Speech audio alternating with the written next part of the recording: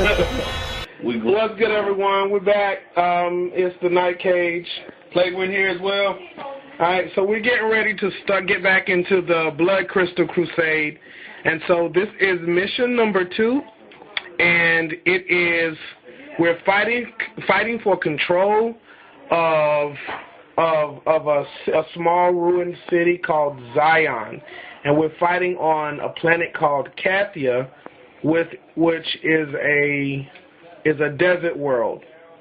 And we're fighting over the blood crystal. So mission number 2, we want to show you we added 250 points to our 1,000-point list from mission number 1. So we want to just introduce to you guys really quickly what the additions are, and then we're going to go ahead and move forward into the rest of the mission. So for my flesh terrors, the only thing that I've added is a sanguinary priest.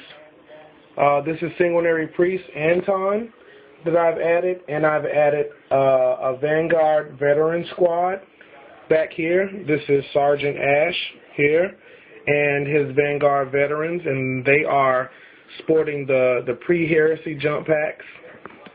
In this squad is Titan, Rillian, Dayton, and Jen.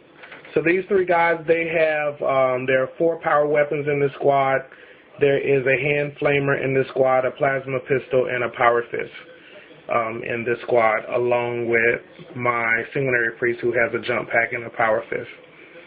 So to give myself the points that I needed to do this, Plague Wind and I, we agreed that we were going to be building on top of the current armies that we had, so we didn't want to take the standard armies from the first mission. We didn't want to take them out. We wanted to just expand on them. So what I ended up having to do is, since my assault squad did so horrible in the last mission, I've decreased this number from having a 10-man squad. I've decreased it to a 5-man squad, and that gave me the extra 100 points to be able to put in the sanguinary priest that I needed. He's 50 points, but the power fist costs 25. That puts him at 75, and then the cost of the jump pack is what puts him up to 100. So I had to pay the points for the sanguinary priest because in the last mission I needed the furious charge, feel no pain, and when we rolled for red thirst, I just didn't get it. So over on to the Plague Wind. Hey everyone, it's Plague Wind here. To expand on mine real quick, the 250 points that I had, I spent on the first unit. I paid for 3 chosen, and each of them have melter guns. So they also have, since they have that special ability of infiltrate, that I thought would be nice to bring them in, and also for counter for some heavy things that get into my deployment area. And then 2 obliterators in the rear. They will also give me that additional fire support that I'm going to need later on for this game. Like Night Cage said before, we stayed with our current theme that we had from probably about 2 weeks ago. Sorry for last week. Had a little bit of problems last week. But moving forward, so this is basically building off of that 1,000 points that I had from the last previous game. So we're going to see how well they do in today's mission. All right, everybody, stand by. Deployment is going to begin in a second. Control of the city of Zion. Turn 1 coming up. All right, everyone, we're back. Deployment is done. So the Plague Wind, he won first turn, and he decided to deploy first. So before I attempt to steal the initiative, he's going to go over his deployment. Okay, everyone, it's Plague Wind here. So what I did is that from the last game, Night Cage decided to come around, try to do like an outflank type of move by coming from the side and get covered. So I decided to try to counter that by putting my Terminators on that side. He'll have to make a choice there. Then I put my unit of Plague Marines on top with an Obliterator at top. And then I have an Obliterator by himself as well as the Dreadnought. And then lastly I have Neremath and a unit of Plague Marines here. Also, my Chosen, because of where he deployed at and because of his view, I decided to go 18 inches away and put my Chosen with their melter guns 18 inches away from his rear. So we're going to see if we can give him a twofold assault on this one. And what I've done is I've kind of castled my flesh terrors. I have Captain Cassigan and Vandus's tactical squad here together with my Furioso Dreadnought on the back, providing the assault support. The rest of my army I'm holding in reserve, and they're going to be deep striking in. My Vanguard Veteran Squad with Sergeant Ash will be deep striking in. Marlock's Assault Squad will be deep striking in, along with the Epistolary Librarian, Solaris, and my Sanguinary Priest, Anton. So, stand by, turn one. We're going to roll for Steal the Initiative in 1 second. Okay, everyone, we're back. This is the end of turn number 1, and it was very uneventful, but right now we are vying for position. This time, the Flesh Terrors is not going to make the same mistakes that it made before, so I'm being very cautious. And the Plague Wind is a tactician, so he is also using his strategies and trying to outwit me. So this is a game of wits. This is not going to be a checkers game. This is going to be a chess game, and we're going to play our game. So here we go, Plague Wind. What did you do?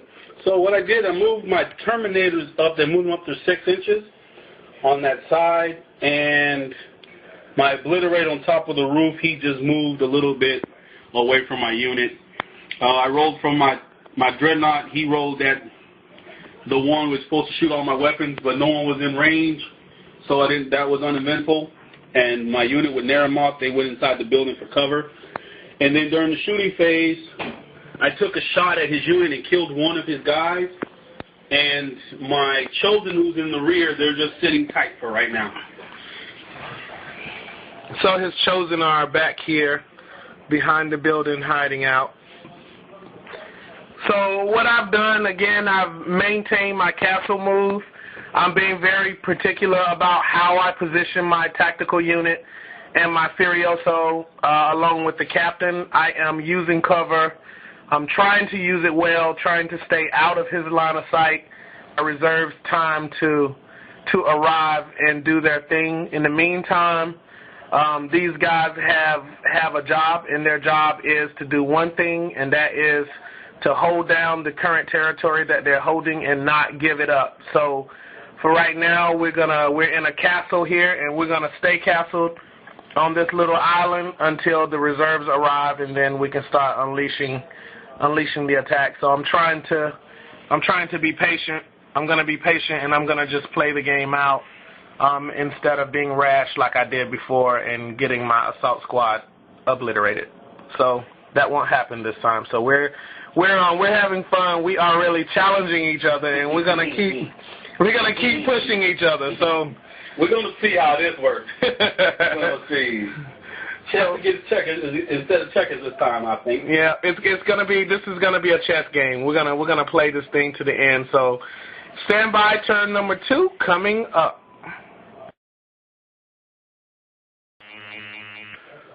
All right, everybody, we're back. This is the end of turn number 2, and it was a pretty good turn for the Flesh Terrors. So, Plague Wind. So, Night Cage decided to bring down both his veteran unit and his Terminator unit down. I wasn't able to do anything on my turn, and he brought down 2 units down, and then one of them has a Sanguinary Priest, I believe, which allowed him to charge me as soon as he came down, and he had Strength 5 for a Furious Charge. Needless to say, my Obliterator that was there is no more, and they did their consolidation move at the base of the ladder, which is going to be interesting this next turn. It'll be my turn, and then we're going to see how we take care of the situation. Yeah, this particular one, I used my Vanguard Veteran Squad here to do a heroic intervention. So they came down using the Descent of Angels, and they was able to kill the Obliterator. So that was a pretty good turn, and I have Thorax's Terminator Assault Squad here providing the support. With the Sanguinary Priest there, within 6 inches of both squads, they both are going to have Furious Charge, Feel No Pain. So whenever he starts shooting, hopefully they'll be able to stand it. One of my assault squads didn't show up. Back here, I just moved the TAC squad up and the tactical squad up, and I'm keeping my dreadnought in cover until I can deal with that dreadnought back there. My librarian Solaris had a mishap. And so, look at what the plague wind did to me. Now, I was trying to deploy this guy up here, and he put him all the way over here in the corner. Actually, I should have put him next to this building, all the way in this corner, in the shadow where he couldn't do anything. That's what I should have did with him. I don't know to do that next time. That was funny. So I'm still here trying to figure out how to deal with these infiltrating chosen guys here. I got to deal with them because they're contesting this territory that we're trying to take. So Captain Cassigan is on his way over to support, and I have to do it now because those guys have melta-guns, and I want to make sure that they don't come up and shoot my my librarian. All right, we're back. This is the end of turn number 3, and it was a brutal turn. So, Plague Wind, what do you think? I ain't happy. Let's just say it like this. His Terminators charged me. No, I charged him. Somehow I was thinking that my Sorcerer Lord had other weapons, which he doesn't. So I don't know what I was thinking. But when I charged him, I looked again. He doesn't have anything. Needless to say, he's dead as well as with his units. So I should have just kept him alive. But that's okay. And his Power Fist with his veterans, they blew up my Dreadnought, which is expected for him to die. So this is going to be interesting these next couple of turns. I'm going to be hard-pressed on this one, I think. So just a quick recap of what we've done here. I started out over here in the corner. And like I told you guys, I castled these guys.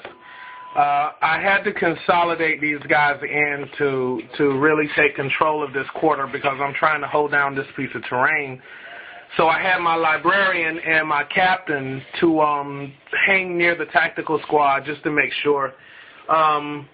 My special weapons guy, Tyr here, the guy with the plasma cannon, took a shot with his plasma cannon at the obliterator up top.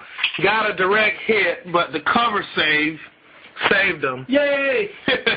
Now these guys over here in the corner, these chosen over here in the corner have been a pain because they just been hanging out, contesting this objective, and just kind of running around the building and stopping me from being able to get to them.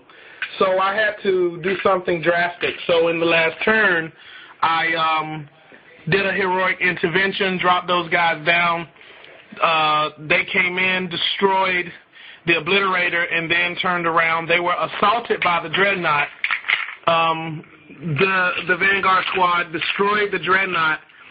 This time, I think what has been turning this game around is the presence of this sanguinary priest giving me the feel no pain, keeping them within 6 inches of this Terminator squad. When Neremath assaulted the Terminator squad, being able to get those feel no pain rolls was a big help to keep my Terminators alive. I only lost one guy, and the Terminators just ripped through the Plague Marines. So that leaves the Plague Marine squad here. But this isn't the end because the worst is to come. Around this corner, he has a huge Terminator squad that is getting ready to come and cause a lot of mischief, so I have to try and prepare for them. So that was the end of 3, and we're starting Death Guard's turn number 4, and we're going to see how things play out. Right now, the Flesh Terrors have 2 objectives, contesting 1 objective, and the Death Guard have no objectives right now, but they are contesting 1 of my objectives over here. So stay tuned. Get ready. Next turn coming up. All right, everybody, we're back. The end of our turn 4, and that turn turned brutal. It was crazy. The Plague Wind hurt me bad in that last turn. So let me show you guys what happened. My assault squad finally showed up. They dropped in. The tactical squad moved into the building with Captain Cassigan and assaulted the Chosen that was there and killed off the Chosen. So the Chosen are no more. My librarian used Wings of Sanguinius after his move, so he moved up 24 big inches. That was nice. My Furioso moved up, and as you can see, my Terminator squad is gone, and so is the Vanguard Veteran squad. His Terminators, these Death Guard Terminators are just a pain. Plague Wind, what do you think? Well, it was okay. I got rid of two ugly things I wanted to do, but he went after my Chosen. I figured he would ignore them, but he went after them, so I was like, They almost did what I wanted to do, was to contest. That was their main, that was one of their objectives. They were like threefold type of unit. So they died, but they held him up for a while, at least made him think about it. And my unit survived. His Vanguard unit, they hit me pretty hard, but as you can see, I still have a unit that's left. So I'm still okay. This is going to be interesting these last couple turns. Hold out, and we'll see what happens. Yeah, I think what's going to determine this right now, if my Furioso can survive this one turn, there is this Obliterator that's still up here, over here.